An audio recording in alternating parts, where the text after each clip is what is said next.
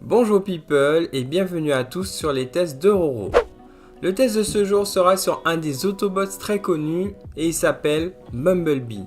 Au rayon, les spécifications, la qualité visuelle, le mixage audio, la narration et bien sûr ma conclusion. Bumblebee est distribué par Paramount Pictures pour une définition Full HD, soit 1920 par 1080p encodé en MPEG-4 AVC. Le ratio de l'image est au format 1.85.1. Il n'est pas fréquent de profiter du format plein écran en 1.85 et je dois avouer que les robots s'affichent presque en grandeur nature. Les effets numériques sont superbes, les transformers affichent le souci du détail.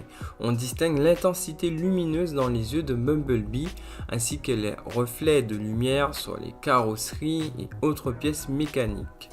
Les personnages humains ne sont pas en reste et l'intégration est quasiment parfaite.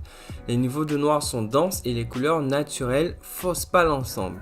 Il faut souligner que sur Cybertron, celles-ci sont plus éclatantes. Il n'y a pas à dire, hormis le style plus cartoon des Transformers, on est au niveau des précédents opus en termes de qualité visuelle. D'entrée de jeu, ce mix en Dolby Atmos pose les bases. Profitant d'une scène de bataille où les tirs et mouvements des Autobots et des Decepticons fusent dans tous les sens. On se dit que si tout le film est de cette qualité, ben banco!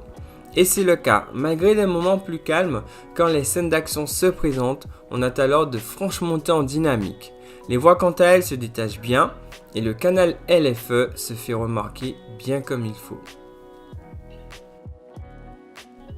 L'introduction laisse présager du bon. Bien entendu, le soufflet retombe un peu, mais laisse place à la découverte d'une amitié entre un robot et une jeune fille. Selon moi, c'est 50-50. Les personnages sont assez attachants, mais sans plus. Curieusement, je pense que le développement de Bumblebee et Charlie, les personnages en question, est un peu longuet, et même si les scènes d'action font le job, au final on se dit que c'était pas mal, mais on n'apprend pas plus sur l'univers des Transformers de manière générale. Le verdict s'impose et techniquement ce film dans sa version Blu-ray est au sommet. Les visuels plein écran sont somptueux et la piste son puissante. L'histoire ne nous a pas emmenés au sommet mais se laisse suivre tout de même. Mention recommandée et top démo.